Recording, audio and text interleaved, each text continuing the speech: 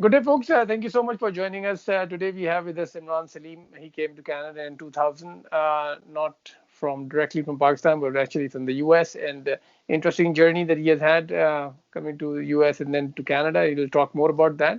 So without having me to introduce him, we'll get started. So Imran, if you can get started by telling us a little bit about yourself first. Sure. So, assalamu alaikum, everybody, and thank you, Saad, for taking the time to meet with me. A little bit about myself. So, as you mentioned, I've been in North America for close to 30 years. Came here when I was quite young. So, one of the things that I'd like to say is that, is that even though I'm a first generation immigrant, I don't tend to think like a first generation immigrant. Most of my family is here in Canada. Most of my friends are here, and from that perspective, I try to keep close contacts with my Pakistani heritage as much as possible, as well as my Pakistani friends, and who I guess you are now going to be one of them. So welcome to the family. A bit about myself, Saad. As I mentioned, have I am currently working in the field of finance, but one of the things is that I tell people that don't be afraid to switch your careers when it's the right time to do so. Finance is my third career that I've been in so far. I started off my career in being in IT. Then I went to a combination of business development and strategy for a couple of years. And now for the last 10 plus years or so, I've been in finance. So, that's a bit about me in a nutshell. I've been in, like I said, I've been in North America for 30 plus years.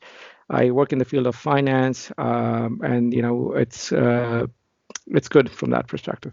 So you talk about a third career. People normally talk about a second career. You're about in your third career. So how did those transitions happen? So from IT, you moved to marketing and strategy stuff, and then from there onwards, you moved on to IT.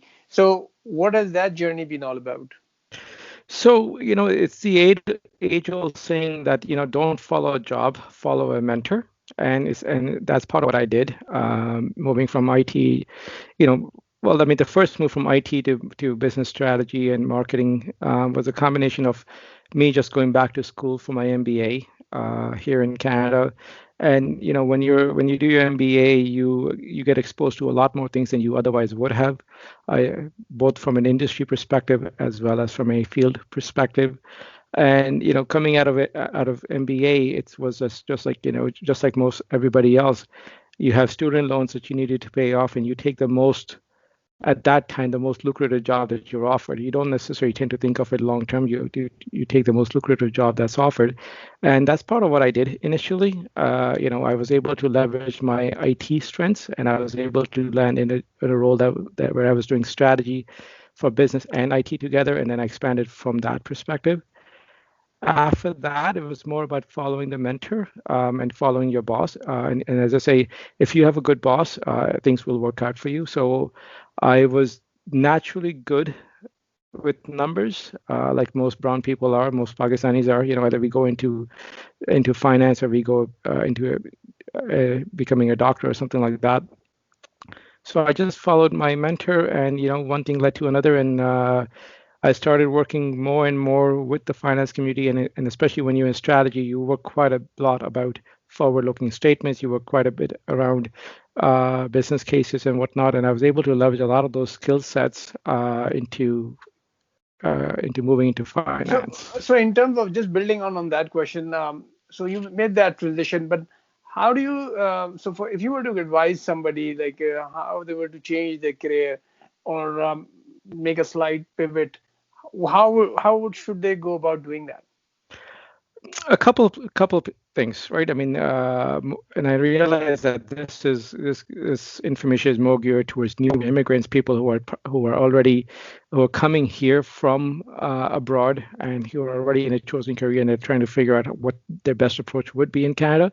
From that perspective, I would say leverage your strengths. I mean, it's as simple as that. Leverage your strengths, leverage what you're good at, and don't be afraid to take chances, right? Because there are good people all around. There are good people in our community. There are good people in the Canadian economy. So don't be afraid to take chances. Don't be afraid to take something and say, okay, let me try my hand at this and see how good I do or not, or how bad I do, and learn from that journey. And lastly, be aware of what those roles call for, right? I mean, don't just say that I can do every role out there. And when I work with HR and I look to recruit, and you see the same resume coming up for 25 different jobs, you get a sense that this person or this individual doesn't necessarily know what he or she wants. So try to focus yourself on a couple of aspects. Follow what your heart tells you, follow what your strengths are, and build up on that. And lastly, don't be afraid to network. Network is critical because it's not about the job that they have or don't have. It's about the job that they can refer you to, right? And usually some of those things happen 3, 6, 9 months later on. So it's not about something immediate, but continue to network, continue to grow your skill set at the same time, and of course be aware of what the tendencies in the new roles or the roles that you're looking for are. Perfect. Thank you so much, Imran. Imran, one last question I would want to ask you. How do you see volunteering in the community, and what role does it play, and how has that helped you in doing what you do?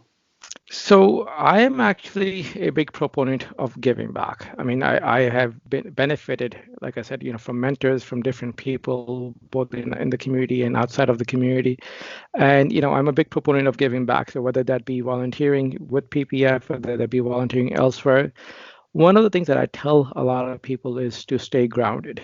And by grounded, I mean, get involved in what the masses are doing, get involved in what the Canadian society is offering you, get involved in not for profit organizations, and expose yourself to the Canadian way of thinking, expose yourself to the Canadian way of doing business. And lastly, expose your network also from that perspective, also. So don't be afraid to give up your time because time is something that you do control.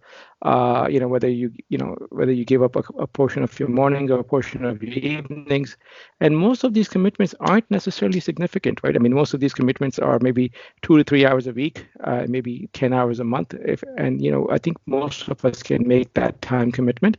So don't be afraid to give back both in the community as well as the broader Canadian society as a whole.